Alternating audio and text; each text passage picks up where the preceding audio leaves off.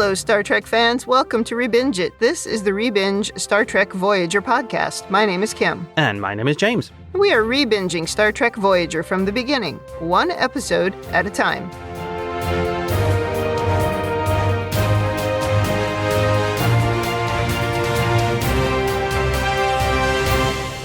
Welcome back to the podcast. Today, we are on Season 3, Episode 9, Future's End, Part 2. This episode aired November 13th, 1996.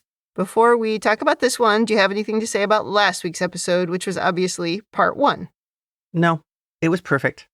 And it was a really great episode. I really enjoyed that one. It's very entertaining. Yes. It's hard to analyze it too much or talk about it too much when you've only seen the first part of a two-parter. I have a lot more comments in my over-analysis this week, I think, because now we're through the story. Oh, good. I think I have my usual kind of amounts on this one. Your final. Final, yeah. And your final. Exactly. All right, should we get started? I think so. You have the notes. In the cold open, we open back on Earth in 1996, and it seems that Tom, Tuvok, and Sarah Silverman, a.k.a. Rain, all slept in her van. This is amusing to picture. Rain is asking Tom a lot of questions and noticing that he gets things just slightly off. Yes. And he's also in this scene, we watched it a couple times, but he's like squinting really obviously. Again, we have never heard of sunglasses, so we just have to be blinded by the sun. Also, do you notice every time they show Sarah Silverman in close-up when they're having the conversation, she's in soft focus. Yeah, she's certainly lit, shall we say, more romantically. Yeah, than Tom is, whereas Tom is lit a bit harshly. Yeah, I did notice that. I also think there's a little bit of a callback to Star Trek 4, a.k.a. the whale movie. Mm-hmm. Because she makes that comment about he's getting things just slightly wrong. You know, like how Kirk would. Yeah. And we're sitting in a park in California. Not San Francisco, but similar.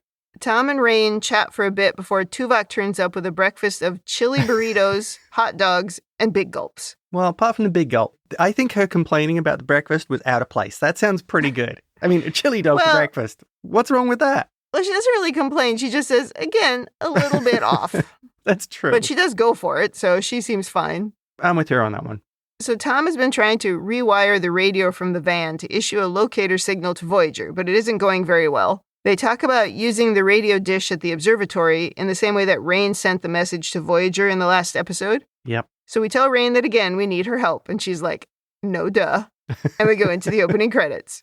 Rain, she does seem to be kind of a little bit trusting here. How does she know these aren't time-traveling Soviet agents? Well, like usual, if you like somebody, you're going to go with them. And she does kind of like Tom. Yep. They're getting along well. I mean, I guess they did save her, right, when somebody was shooting at them. Yeah. And they've done nothing to indicate that they want to harm her in any way. Although they have sort of roped her into something. Right. Yeah. But I guess they seem harmless. Well, Tom at least seems harmless. Well, and she does Not sure about Tuvok because he doesn't smile or, he doesn't seem particularly happy or into the conversation. Well, is it surprising? He's surrounded by emotional beings. Oh, yeah. Must be very difficult for him. Up on Voyager, Chakotay says Starling downloaded nearly 20% of their computer core. And once again, we learned that Star Trek does not know what download means. Yes. Because B'Elanna says she's replacing those programs as quickly as she can, but some of it isn't retrievable. So he was wiping it as he was downloading it? He was erasing the files? Yeah, that's not what download means. Once again, I think this shows Star Trek is teaching an important lesson here in how critical backups are. Right, yes. Especially of things that you are unable to retrieve. Yes. And if somebody can just start erasing your stuff, where are your backups? What are you even doing? Right, yeah, exactly. It happened in the first season of Deep Space Nine in the Doghouse episode. Remember? Because they downloaded something and they're like, oh, we shouldn't have done that. So they're trying to upload it because that's going to get it off of the computer somehow. I was like, this is not what these words mean. Yeah, that was another example of you don't just transfer it back to the alien probe and it goes away. No, that's just not how it works. We talked about that a lot in that episode. Yeah. And it just seems silly here. Oh, he downloaded it and it's gone? Yeah. No. Also, this is leading on from another Deep Space Nine episode. Remember with Eddington, where he erased all the computers on the Defiant? Oh, right. That was another time Star Trek was trying to teach everyone you need backups. Yeah. And do we ever learn from these things? We do not. Well, things aren't looking great when Harry says he's been analyzing crazy Captain Braxton's scribblings. Yep. And so far, all we've learned is that if Starling attempts to jump into the future, it will rip the time-space continuum apart because Starling doesn't know the proper calibration for the time ship. Yes. We say that like 1,000 times in these 2 episodes. Okay, it is we said get it. quite a lot, yeah. Yeah. They're re-emphasizing the point, along with making backups. Janeway at this point just says, I want that time ship. She has some real pronouncements like this in these 2 episodes. There's a couple more to come here. But of course, long-range transporters are down, and we've already caused a lot of trouble with their previous night's appearance in the skies over L.A. Tuvok then calls from the Griffith Observatory using the satellite dish transmitter, though the connection is a bit staticky. He tells Janeway about Rain, and she suggests that they ask her if she's willing to help. It's like she already has been, but sure. Rope her in fully. In Starling's office now, we learn that he has holographic emitters in his office, allowing him to activate the Doctor. He says the Doctor's program isn't terribly sophisticated, which the Doctor takes like an insult. And he tells the Doctor that Janeway is just blowing smoke with her talk of doom and gloom, and all she wants is to steal his time ship. The Doctor calls him paranoid and diagnoses him with bipolar personality disorder. That's a little bit quick for that kind of thing. And if you notice, he suggests a psychoanalyst. Star Trek really likes Freudian psychology. Ugh. Yeah, they're stuck on Freud. Such a joke. Starling wants the Doctor to share Janeway's psychological profile, and when the Doctor says there's nothing that Starling could threaten him with, Starling is somehow able to make the Doctor feel pain. And then he just laughs when the Doctor falls to the floor in agony. Yeah. This is a very bad dude. Yeah, I also think you see that Starling, he really is pretty clever if he knows how to manipulate the Doctor's holographic program with what seems like very little time. Yeah, he adjusted his tactile sensors or something. Right. Yeah. So some things he clearly does have a lot of understanding of. Though I would say adjusting his tactile sensors wouldn't change his ability to feel pain. I mean, it shouldn't hurt him. Well, he'd need to have that built into his program somehow. That pain has an effect on... It has some kind of effect on the core program. On a program. Yeah. How would you make a program hurt? Well, I think we saw the Doctor feel pain in the episode Projections when he was in the holodeck. He did. Mm-hmm. But he was also kind of delusional, right? I mean, what was causing that? His program got stuck in kind of a feedback loop. Oh, right. Yeah. Maybe that's where the Doctor's program is actually evolving. It basically generated all this new code itself. Oh. And Starling found that and just enabled it. Yeah. Well, that's a good point. Sarah Silverman now calls Ed Begley Jr., saying she's scared and someone is chasing her. She tells him to come to Metro Plaza and rescue her. He eventually agrees, and after she hangs up, she tells Tom and Tuvok that he's coming, but he sounded a little suspicious, which he should be. We also get some more shots of the pinball in the background here. Yeah. And I'm not a pinball expert, so I couldn't spot that one. There's only certain pinballs I could recognize, Star Trek The Next Generation being one of them. Even I could recognize that one. It was Firepower by Williams. Never heard of it. There's also another nice little touch in this scene that if you look at his desk when he picks up his phone, there's a cover of a magazine called Economic Weekly, and he's on the cover. Oh, geez. Now we turn up at the rendezvous site in a big black car driven by the goon that tried to vaporize Sarah Silverman in the previous episode. There are so many great classic villain tropes of like late 80s through 90s movies here. Yeah. The giant black Lincoln sedan, the henchman in a suit and tie. Mm-hmm. Who has hardly any lines. Yes. Today it would be an SUV. Yeah, you would turn up in a black SUV, no doubt. The Doctor steps out of the car in amazement with a new little gizmo attached to his arm. Yeah. Starling is holding a small device in his hand that he's waving as a threat to the Doctor. I guess it can control the infliction of pain. Tuvok and Tom are watching from a distance and are quite surprised to see the Doctor just turn up in the wild. Yeah. Now we jump to Chakotay and B'Elanna in a shuttle, trying to get close enough to beam Starling up while still remaining stealth. The two chat about Starfleet Academy and what may happen if they get stuck on Earth. It's just kind of a pleasant little scene, but really a throwaway. But you do learn that Chakotay had a very different experience at Starfleet than B'Elanna did. I mean, he was like off doing stuff with asteroids and on Venus and doing all these sort of much more hands-on things. And B'Elanna's starting a fight in astro theory. I feel like we knew that. Well, at least that second part. It would fit. Back at the rendezvous spot, Tom calls Chakotay to tell him to get ready. It seems that our plan is to get Starling into Rain's van and then beam him up. Why would he get into the Scooby-Doo van? It makes no sense. Oh, this is truly, we're going to hide behind the moon level of Star Trek terrible plans. Terrible plan. Yeah. Yeah. We talked about that on Deep Space Nine all the time. Like, their plans were ridiculous. Here's a good example of a ridiculous plan. That guy's not going to get in her van. He obviously was going to turn up in a vehicle of his own. Yes. Why would he then go and get in the funny-looking van? His probably bulletproof limo with his stooge armed with a phaser. Yeah, he's getting in the limo. Yeah.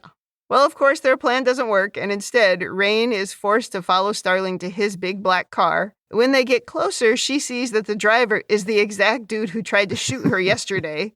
But Starling is like, oh, no, he was trying to help you. It's like, okay, are we gaslighting, or is she just doesn't have any other options? She's like, okay, and this whole scene is a bit weird, but she gets in the car. Yes. But Tuvok manages to triangulate Starling's new position, and Chakotay starts beaming him up to the shuttle.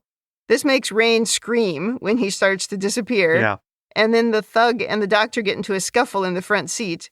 Starling, meanwhile, activates that device that he's holding. He activates something to interfere with the transport. The doctor tells Rain to run, which she does. Starling eventually disappears, and the doctor gets away despite being punched in the face multiple times by the goon. We have to note that the doctor didn't take the phaser away from the goon. Oh, yeah. That would have been helpful. Yeah. He just ran. It's good as well that they listened to your idea from last week's episode of why don't you just beam Starling up to the ship? Yeah, just beam him up. The driver realizes he's by himself in the car and he peels off. When we see the limo escape, it just has regular plates on it. Someone with that big an ego is going to have custom plates on all their cars. I'm thinking like Big Chip or something like that. Yeah. Probably true. At the very least, he'd probably have out of time on his plates. I'm sure. Tuvok and Tom catch up with Rain and the doc, who proudly shows off his autonomous, self-sustaining mobile hollow emitter. We get the full name of it. Yes. This is a wonderful piece of tech, which basically allows them to expand the Doctor. It's a really good idea, and it's a great way they work technology into the story. Well, on the shuttle, they don't have Starling, but they have him in their transporter buffer. They are unable to rematerialize him, and things are shorting out and sparks are flying everywhere.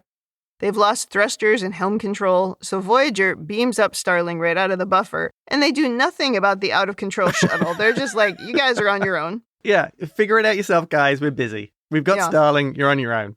Starling starts to appear on the transporter pad on Voyager, but he continues using the device in his hand to interfere with the signal. Janeway and Harry manage to quickly counteract it, and he appears, says, damn it, and then passes out. That was actually quite funny. Yeah. Meanwhile, the shuttle crashes somewhere in the desert, and we next find Chakotay and B'Elanna tied up in a spiderweb-filled basement of some kind. Yep. And now this storyline was a real surprise.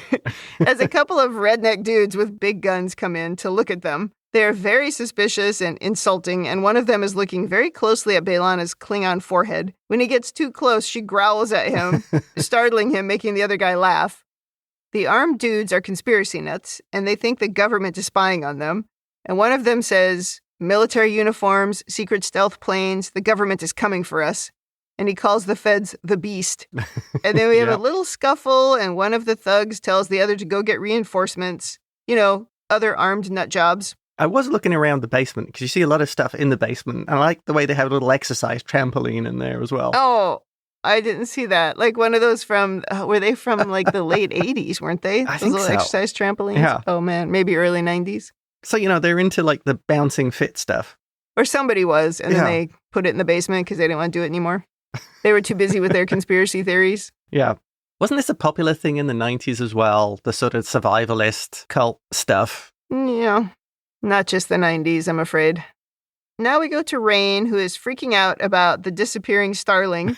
And she's also noticed that the doctor doesn't have any bruises from the fight, even though she saw no part of that fight. So I don't know what she's talking about. Well, Sarah Silverman does get a good gag in here when she says, I've had guys disappear on dates before, but this is the first time I've actually seen one do it.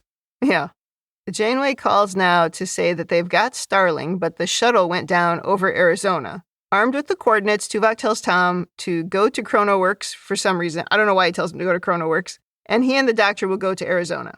This delights the doctor, which I find very cute. He's having a great day. Oh, yeah. Well, now he's mobile. He's out and about, as he says. He is footloose and fancy-free. That's right. He's also happy now that the guy with the pain button is gone. So yeah, he's on vacation, basically. Up on Voyager, Starling suffered minor synaptic stress during the transport, but otherwise he's okay. So Kes wakes him up. He looks for his device, which Janeway confiscated, and he says, well, it didn't work anyway. But Janeway says, no, you just didn't know how to use it. And I think this is a part of the story where they keep telling us that he's almost got everything right, but he just doesn't really know how to use that future tech. Right. Oh, and here's another one of Janeway's lines. She says, I've won, and I want the time ship. He says, you're in no position to make demands. What are you going to do, shoot me? And Janeway says, the thought has crossed my mind. Dude, she's got the biggest guns. You just watch out. But Janeway should have come in with carrying her big gun. I think that would have been a good idea. Yeah. But Starling has apparently rigged the time ship to explode if they try to beam it up again or if they get anywhere near it. Yeah. So Janeway says, you don't care about the future or the present. Does anything matter to you? And he says, the betterment of mankind. He wants to go to the future to get more tech. He can't get anything else from the ship that he has. And she says, you shouldn't even have been able to do what you've already done. And he says, well, that's irrelevant. Everything I've invented has helped the entire world. Nice. He has a little bit of a god complex there, I think. It's interesting, yeah. It makes him, I think, a sort of different kind of villain. Yes. You know? Oh, very much so. I have that in my overanalysis. Janeway reminds him of the explosion he's going to cause if he tries to go into the future, but he doesn't care. He says the future she's talking about is 900 years in the future, and he has a company to run right here in the present. Spoken like a true business person, all I care about is shareholder value. I don't care about people. I think it fits his personality and the type of person he is. He's almost like I'm willing to sacrifice all of you for my benefit. Oh, and by the way, I'm helping mankind. I mean, it's kind of like the billionaire complex we have right now, right? Where they just think that all of their ideas are genius and it doesn't matter what they're doing to the rest of us or to the future. It's just, this is very... on the nose. It works today. Yeah, it really does. Well, Janeway activates the force field around him and says, ChronoWorks stock is about to crash. Another one of her one-liners. Another great line, yeah. And she dramatically exits. I want to bring up a bit of overanalysis here. Yeah. Starling says he wants to go to the future to get more technology. There's nothing left to base a commercial product on. Mm-hmm. Now, is that true? Or has Starling just reached the limit of his own knowledge?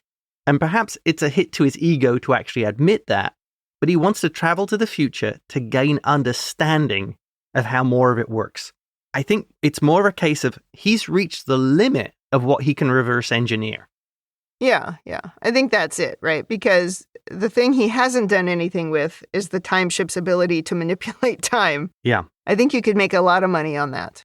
Or things like the inertial dampeners that are built into the ships. Or the transporter. Or the, as we hear later, hyper impulse engines. All these things could be enormously beneficial. So I think my take is he's reached the limit of his understanding. Yeah. Or maybe the things that he's interested in. I mean, he could sell the ship.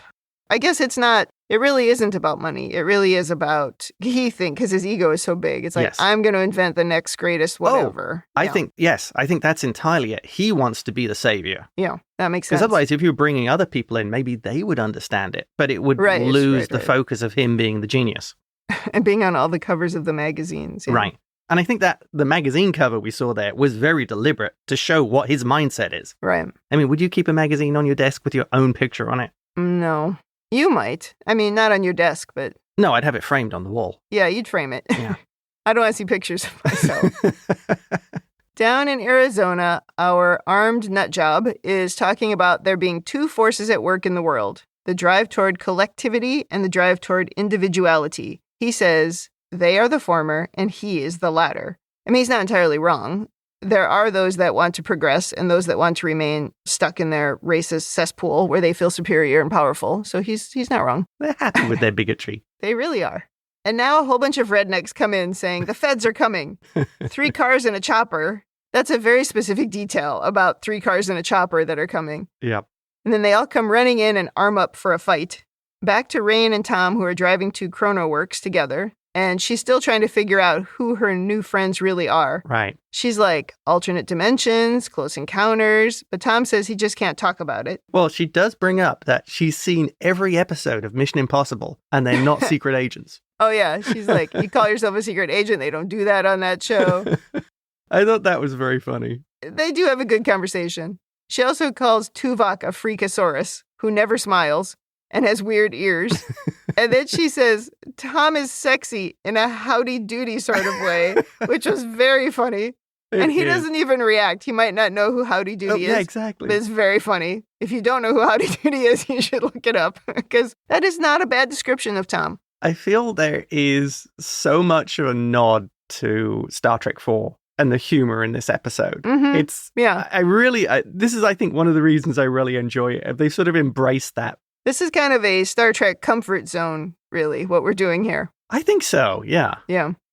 She does talk about how she finds it interesting how dedicated they are to their mission, and not just to themselves. And this is not her normal experience that she sees in other people around her. And I really like this reference here to them being different kinds of people, right? Because this evolution is what Star Trek is supposed to be about, that the people have evolved to care about something else other than themselves. Well, Janeway makes sort of that point earlier when she's talking to Starling. He's willing to risk billions of lives for his personal gain. Right. And she says, in my century, there's nobody who would do that. There's no human who would think that way. Yeah, I think there probably still are. I suppose once you take away the power of the billionaire, it changes. Yeah. Because there's no reason for it if money doesn't mean anything. But the thing is, money still means stuff in different parts of the galaxy, so they'd probably just change to different planets and cause different problems there. I mean, greed doesn't just disappear. Well, look at the Ferengi. Yeah. Meanwhile, at ChronoWorks, Starling's thug is in the timeship using a satellite to scan for the whereabouts of Starling. And soon up on Voyager, Starling is transported out with no trouble. I think we learn his name at this point, Dunbar. Yeah, I think I have that in my notes later. Then we jump to Ed Begley Jr. doing some very fake typing on his keyboard back in his office. When you're doing fake typing, you have to remember there is more than just one line of keys. Yeah. Because everybody always just goes click, click, click, click, click with their fingers, and they forget, you also got to go up. It's like when they talk about space, like there's a line in space. There's no line in space. Yeah. There's also up and there's down and there's no line. There's not a circle around you. Yeah, the line goes in every single direction simultaneously. Yes. And it's similar to a keyboard. Yeah. There's not just one line. Mm-hmm. And it's only a matter of thrust for which direction you go. Rain and Tom pull up to ChronoWorks and they start saying goodbye to each other, but Tom's tricorder detects tachyon emissions from a semi-truck that's driving by. So instead of parting, they start following the truck. That was kind of cute. She clearly likes him. He likes her. They have similar interests in bad movies and 80s culture. Yeah, and she's trying to invite him to things. He's like, I'm busy. I'm busy. You could just say, I don't live here. You don't have to say I live in space. I live in Iowa. I just work in outer space. I like when she's like, you're married. He's like, absolutely not. Oh, that was funny. Okay, everybody calm down. It's sad, but it could never work out. No. She has like a whole career to go on and do. Yeah. Plus, she's too cute for him. Back in Arizona, the feds, or maybe it's S.H.I.E.L.D., is yelling at the rednecks from off camera because we simply cannot pay any more actors in this episode. There are a few points in this where I feel like, they hit the absolute budget and was just like, okay, wrap it up. We got to move. This whole part is that. It's so funny because, yes, they're shouting off camera and they're shouting that they want the aircraft and the two occupants from the aircraft. And the armed nutjob is yelling from the doorway, telling them to get off his land. We never see anything. And then we hear Tuvok's voice and some phaser fire, and then the doctor enters the dark basement. The rednecks all try shooting at him. By the way, I would think if they hit the emitter, they could cause some damage, but they don't. That's what I was wondering as well. Is the emitter shielded in some way? I don't know. Or is it made of 29th century alloys that would just resist any kind of impact from a projectile weapon? Well, they eventually realize that they can't damage the doctor, and one of them says, God help us. And the doctor replies, divine intervention is unlikely. And then he stuns the armed rednecks with a phaser. And this, I feel, was a complete nod to First Contact, where Lily empties a machine gun into Data, and he just turns around and says, greetings. Yeah, like, thank you. I guess the rest of the rednecks are dead outside because we've only got two of them at this point in the basement. I think stunned, probably. Yeah, well, it depends. The feds may have been shooting too, right? Oh, that's true, yeah. Well, anyway, we learn Tuvok is off repairing the shuttle, and the doctor unties Chakotay and B'Elanna. So this bizarre storyline comes to an end. So the doc is already out performing missions and doing this kind of stuff. He does seem very happy about it. Oh, he's enjoying himself, yeah. This is the best day he's ever had. Well, except maybe the time when he was in the holodeck saving Beowulf. Beowulf, yeah. That's true. He did enjoy that. This is the real world, though. Yeah. Yeah, but he doesn't get to kiss anybody in the real world. Back to the Scooby-Doo van chasing the semi-truck. And, okay. Okay. Somehow, I did not make that connection. Well, it's also blue. Somehow, we've got a semi out of LA in no time. This is the most unrealistic thing to happen in this episode, or these 2 episodes. Although, wait, now that I think about it, how did Tuvok and the doctor get to Arizona? It's not like it's that close to get from LA even to the very edge of Arizona. That would be hours of driving. And first you have to get out of LA, which is not easy. Okay. And then it would be hours. Do you think they flew? How did they get there? Headcanon it. The crash shuttle has a transporter on it. Yeah. Voyager, in orbit, was able to remotely control the shuttle to beam them from LA to the crash site. I suppose that's possible. Although we rarely see remote operation of a shuttle, but we do see them call for transport remotely. So I guess that could happen. Yeah. But Tuvok and Tom, do they have badges? Yes, they had badges, but they were damaged by the discharge from the future phaser. Tuvok did have a tricorder and was able to transmit the coordinates of Starling earlier to Voyager, so he could do the same thing for him and Tom. Yeah, I guess they don't even need Voyager then. He could probably do it from the tricorder. Oh, yeah. Maybe Voyager just acts as a signal amplifier. Okay, well then my original point stands, which is that it would be very difficult to get that semi-truck out of LA.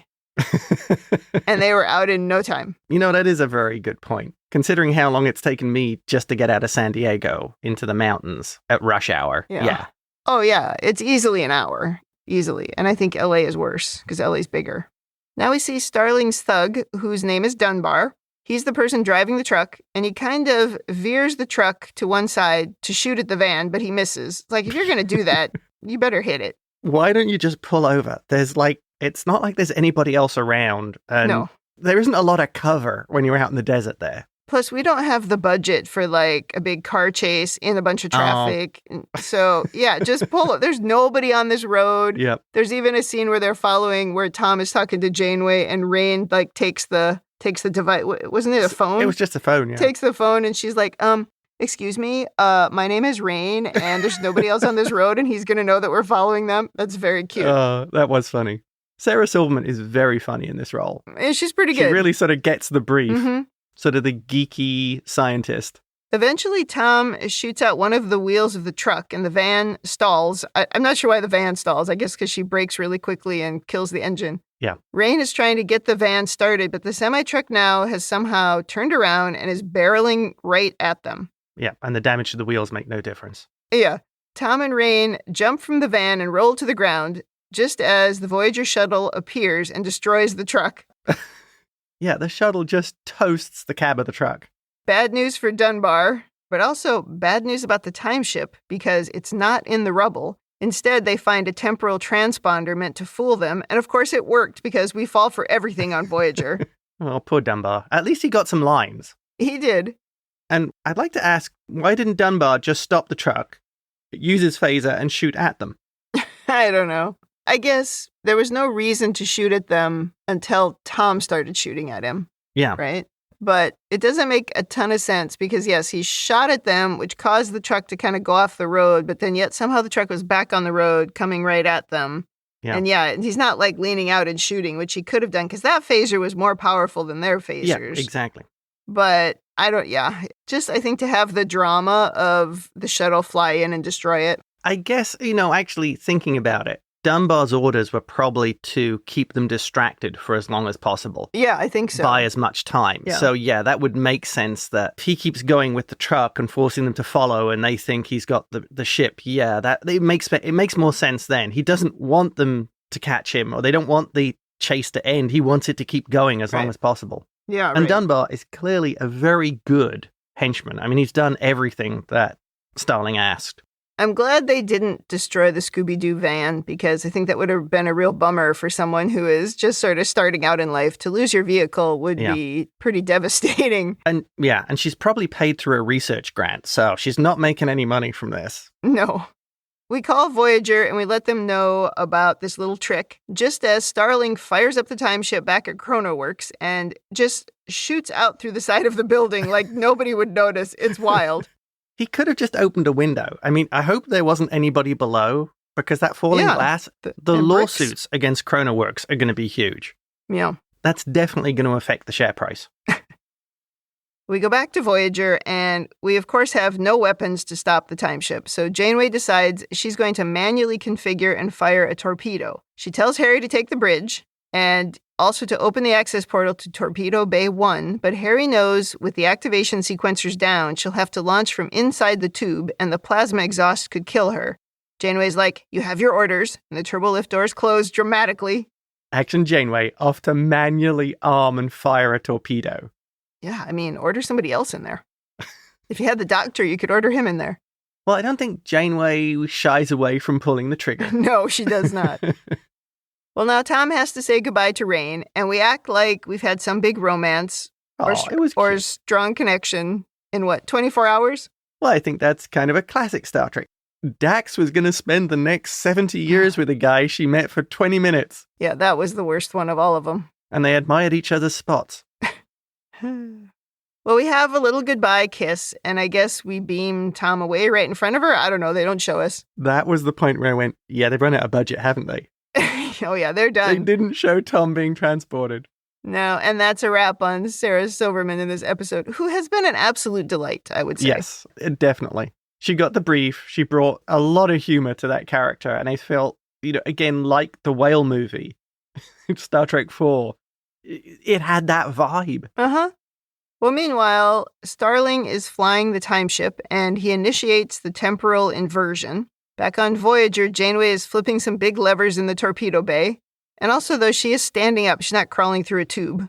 Yeah. Thought that was interesting. Big torpedoes. Everyone else arrives back on the bridge, including the doctor, and Harry tells Chakotay that Janeway is prepping a manual torpedo launch. Chakotay orders the doctor to the torpedo tube right away because she's likely going to be injured. Yep. And the doctor's like, right, how do I get there? I think that would actually work, because why would you program the hologram with a knowledge of where all the decks are on the ship? Yeah. If it only stays in sickbay. But wouldn't he have access to the computer and he could just look at the schematics and... Headcanon, they haven't interfaced the holo emitter yet, the mobile emitter, with the ship systems. Well, but he could ask the computer to beam him there, or Chakotay could. That's true. Short-range transports work. Well, he sends Ensign Kaplan to lead the way so the doctor doesn't get lost. That's great. One of the background people has a name as well. And she got a line. Oh, excellent. Starling starts to open the time rift, but it's unstable, and we all know what will happen with that. We've heard it a million times. Well, what's going to happen, Kim? I forget.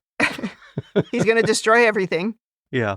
I do like the little touch. I always like this, that B'Elanna and Chakotay, their faces are just covered in dirt. I just like that. Tuvok says everything Captain Braxton predicted is happening, and we might not be able to stop it. The rift opens.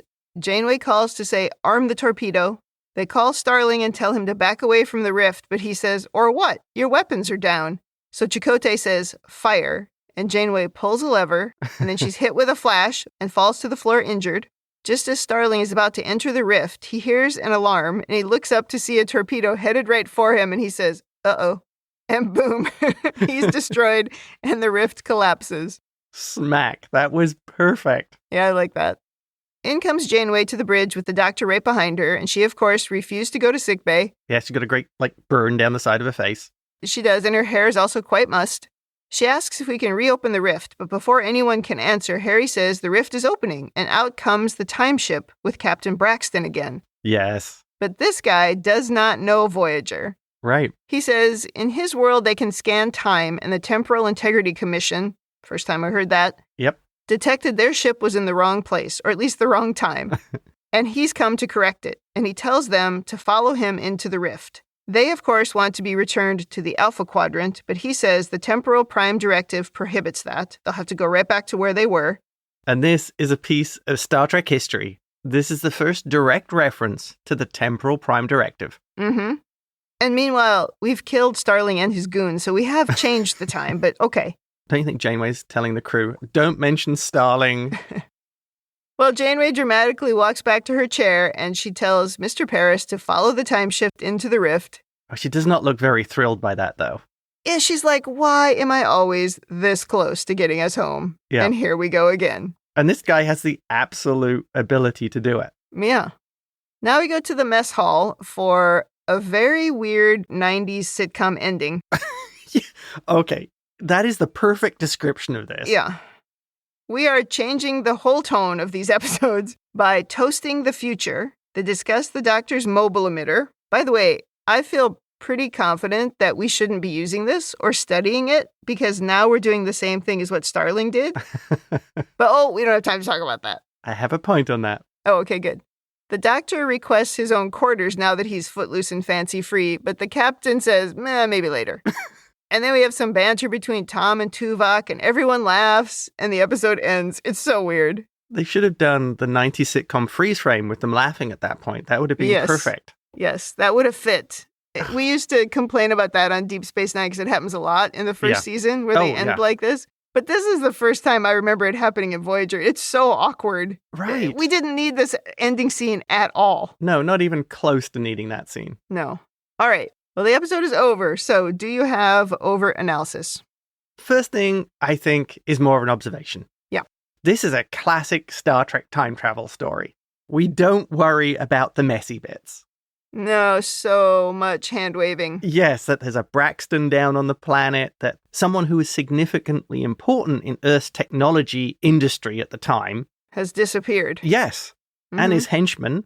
And I feel this is the classic Trek that Aaron Waltke described as, well, the big events need to happen. It's the little stuff that can get messed up. And this is textbook. So I really kind of like that. And I guess I didn't really think about this. It is so different from Back to the Future, where you can't really affect the past because the results, you disappear. Things go really badly when you do that. And other time travel stories like Terminator. So I do find it funny that there is a hand wave. And we're just like, yeah, the timeline's fixed. We're all good.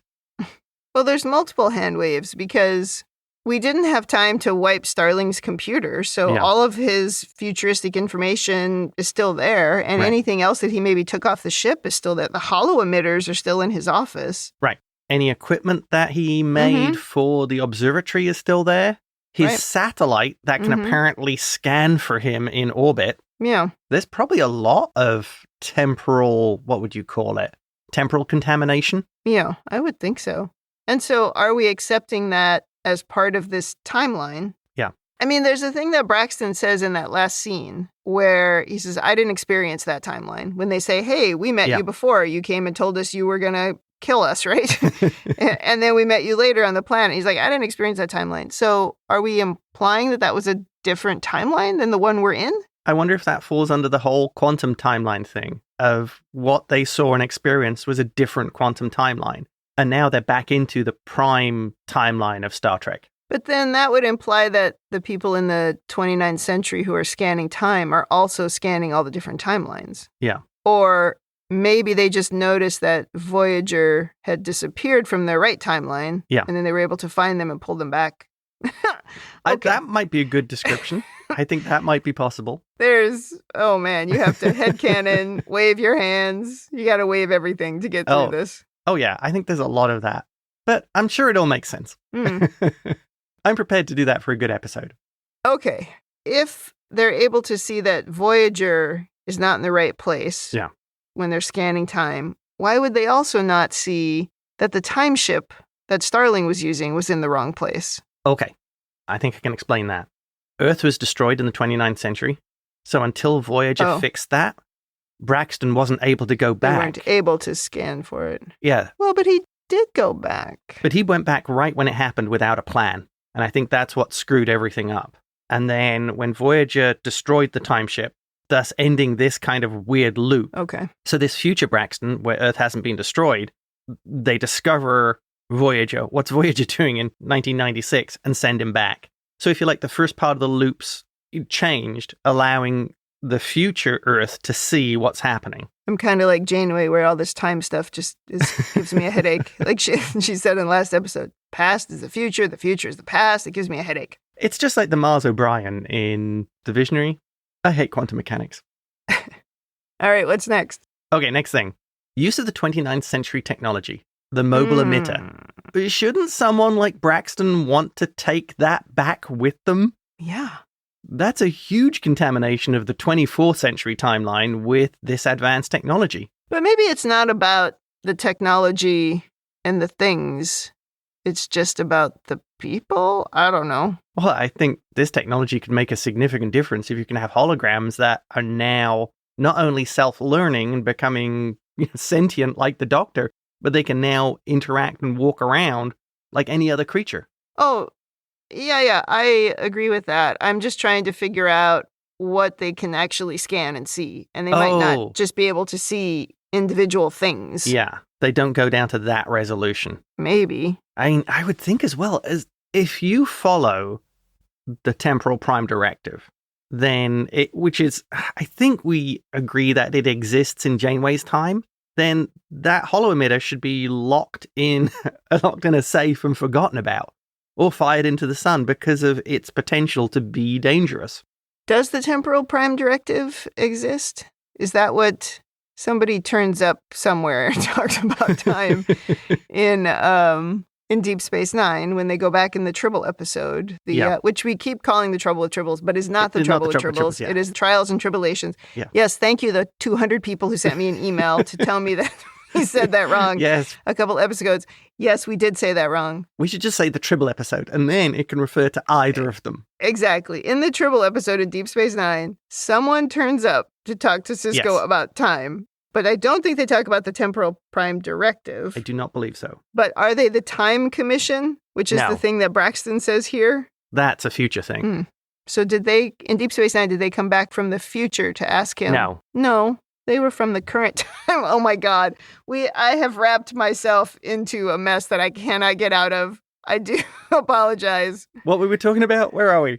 But okay, back to the original point, which is that they should not be using that holo emitter. I get why they have to, because they're just doing it for the story, but they should recognize this is exactly the same as what Starling was doing. On the one hand, if they just said they're going to use it because they need the Doctor in order to survive, okay.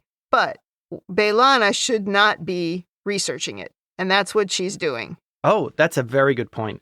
You shouldn't be trying to reverse engineer it because of the risks of what it could do to your technology and timeline. We never really complain about the timeline when it helps us. No. It's realistic. Maybe that's a point. Yeah. The temporal prime directive is just like the prime directive. Yes. If we like you, we ignore it. That is correct. I do like your idea, though, that they maybe can't see the small things. It's the big things that cause problems. And then we'll go back and fix. If we go with Prodigy's theory on that, and that came from the Time Lords, right? Whatever Wesley Crusher's people were called, that the small things just don't matter. It's just the big things, which, I guess an entire ship of people appearing in the 1990s would be significant, yeah. You'd have a lot of people being able to be their own great-great-great-grandparents.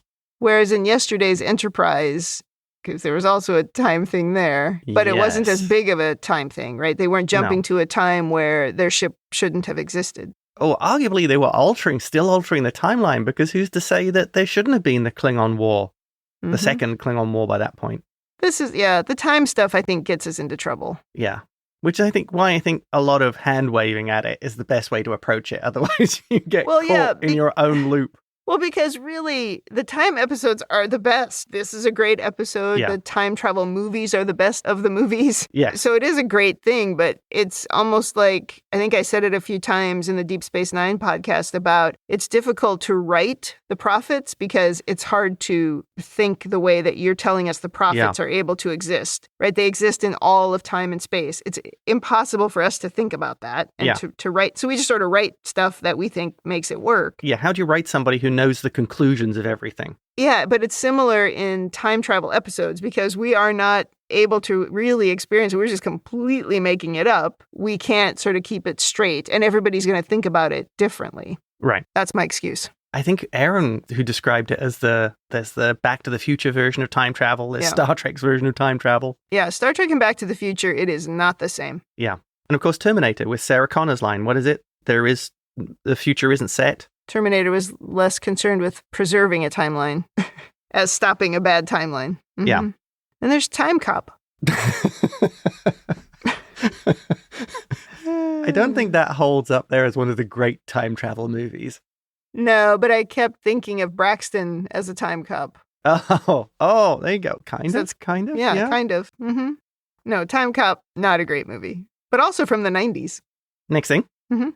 I assume that Starling has been planning for a while, like 30 years at this point, for somebody from the 29th century to come looking for him and the technology. So he's had a lot of time to plan, like putting the satellite in orbit and things like that. Yeah. Which leads on to, why wasn't Tuvok able to scan for 24th or high tech that was out of place on Earth? I mean, he found the signal on Braxton that shouldn't have been there. Couldn't he have seen a satellite that had scanning technology from the 24th plus century? I don't think it was active until the goon activated it. So you think the fact it was inactive? Mm-hmm. You know, and Starling was kind of smart, so maybe it was also shielded. Yeah, with 29th century shields. Yeah. So he wouldn't see it. Okay, I'll forgive Tuvok for making that mistake. The thing is, though, he can't do everything with the 29th century technology because he doesn't have materials. There's got to be some materials that he can't get access to. Oh, right. Stuff that's only available in other parts of space. Yes, something that's only available in tiny trace quantities on Earth, and you need like 3 tons of it to make Star Trek technology. You'd have to mine asteroids to get it.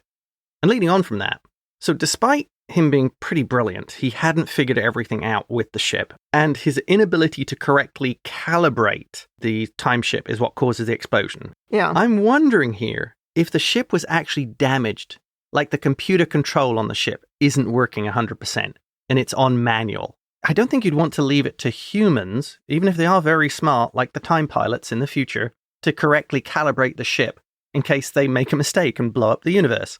It wasn't so much of he didn't understand the technology. The ship's computer wasn't in a good enough state to be able to actually do the correct calculations. He couldn't ask the computer.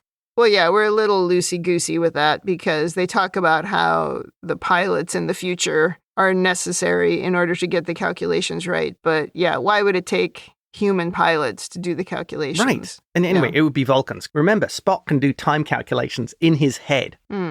Yeah. Loosey-goosey. I'm going with the computer was damaged. It was probably on manual. I mean, that makes sense. Yeah. Or you needed to at least do some calculations in order to tell the computer what you're trying to do. Oh, interesting. To get the right outcome. Yeah. Yeah, we're a little loosey-goosey. That's my new term for both handwave and headcanon needed. And my final point here, and there might be some cat meowing in this one. I have heard a few meows. Yeah. She's trying to do your time calculation. Oh, that's what she's doing. Yep. Maybe she's giving her opinion on that. She understands how all this time stuff works, and she's just trying to get in on the conversation. Back to my final point, which is the effect on Rain. She's not an idiot. She saw the phaser, heard the term time ship. She saw the shuttle, Starling being beamed away, plus probably Tom being away, we don't know, and the doctor with the mobile emitter.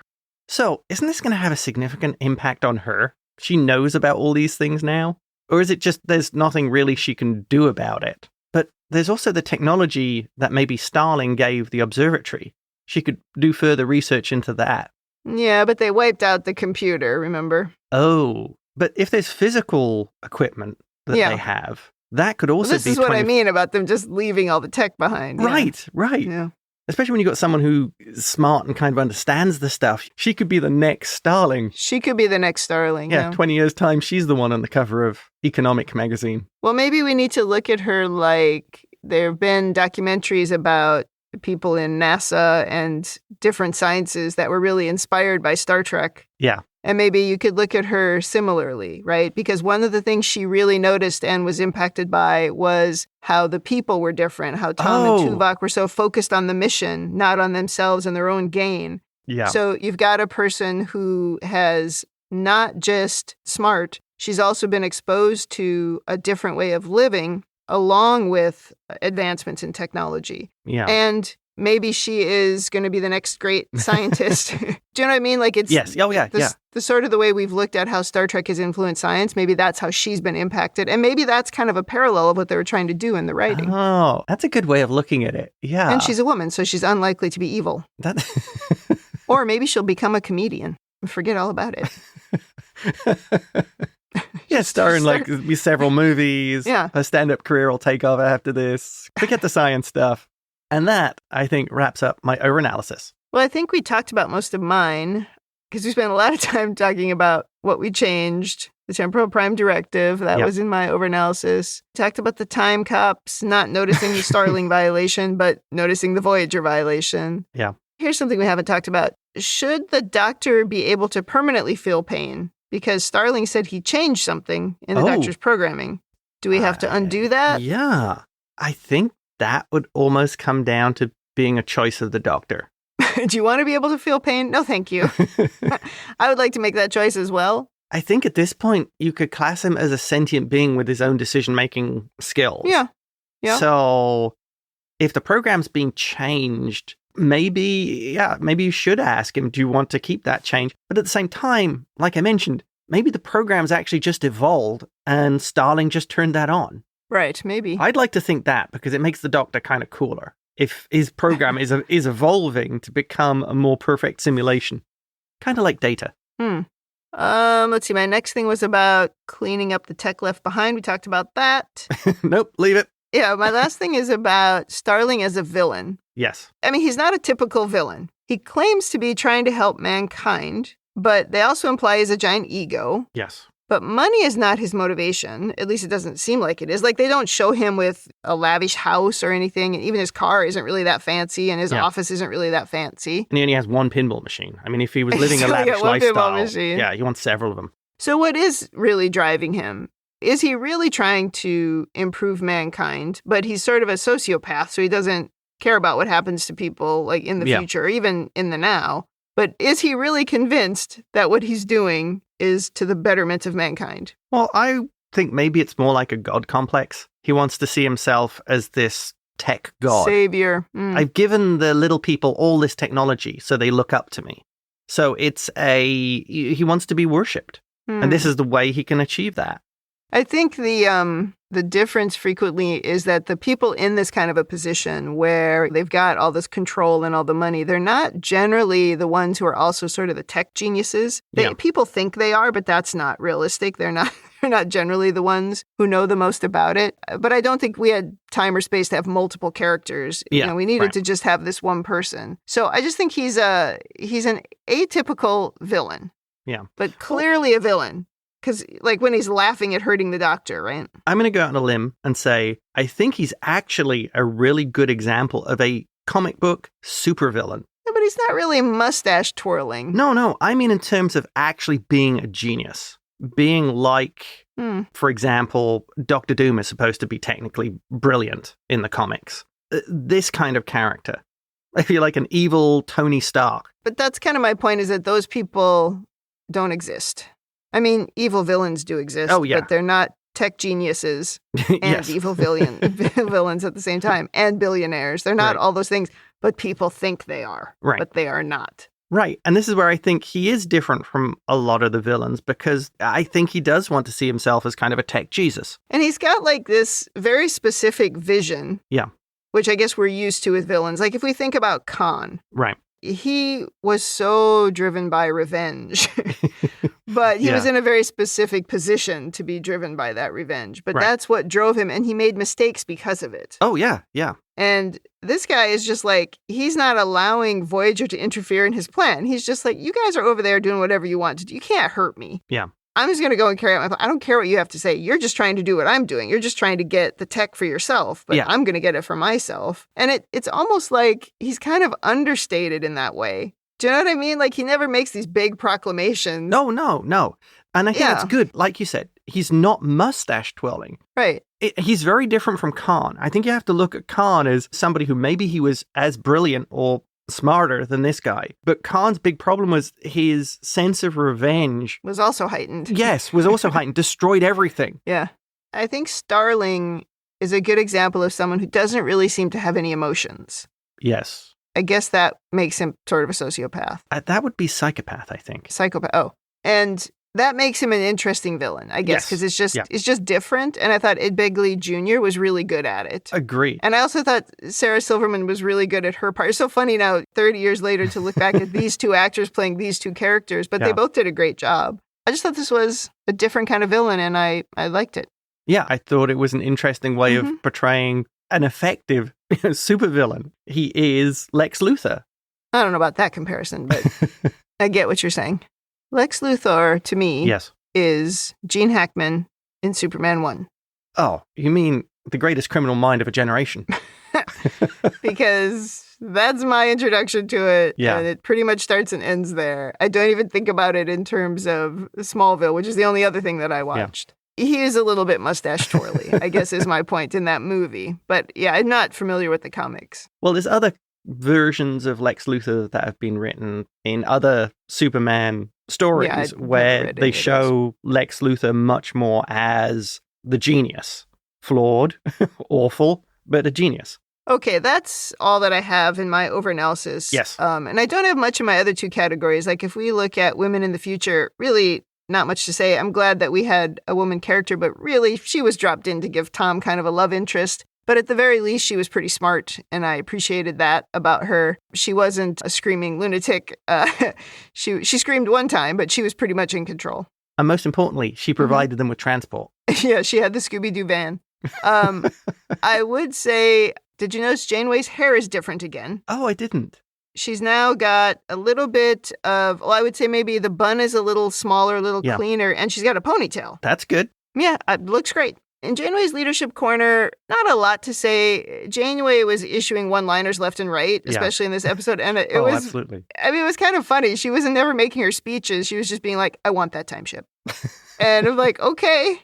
I felt for the most of this episode, Janeway was at that point really early on where she's like, I'm done with this. Yeah, she was right on the edge very early on. And I don't know what Starling was doing as a leader to get his goon to do whatever he wanted and even come and save him once he had been kidnapped. But whatever he was doing, it was working. I'm thinking a suit budget. Yeah. I'm thinking good health plan. Dental. Definitely dental. And free lunches, maybe. Yeah. Oh, yeah. Yeah, that guy was very loyal. Yeah. Yeah, he was very loyal. And yeah, for what reason? Had to be the dental. All right, let's go to rating. Thumbs up, thumbs down, or neutral. What is your rating? Okay. Looking at this single episode, absolute thumbs up. Loved it. One of the great Star Trek time travel episodes. I feel the nod towards Star Trek IV, the whale movie, is very much alive in this episode. The casting is really funny and works. And I think, like any good Star Trek time travel episode, you come away from it with 1,000,000,001 questions about what happened to the other Braxton who was on the planet. What about the stuff they left behind? I really enjoyed it. Yeah. Looking at this as a two-parter, definitely 2 thumbs up. Oh, yeah. A great story arc. A really smart move to split this into 2 episodes because I think that's what it needed. Oh, yeah. Just a great Trek episode. Thoroughly enjoyable. Massively rewatchable. 2 thumbs up. Over to you.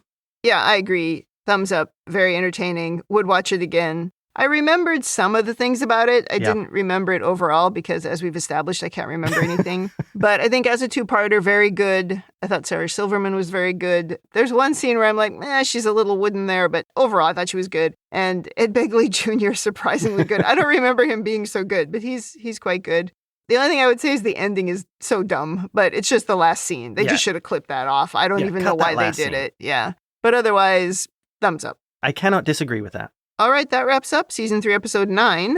Come back next week for Episode 10. In the meantime, if you'd like to send us your own overanalysis of this or any episode, or if you just want to say something nice, you can email us at ReBingeIT@gmail.com, or you can reach out to us on the socials. We are on Blue Sky, Instagram, YouTube, and Threads at ReBingeIT. You can join the Facebook group, facebook.com/groups/Star Trek TTM podcasts. Thanks for joining us on the ReBinge Star Trek Voyager podcast. That's it for me. And that's it from me.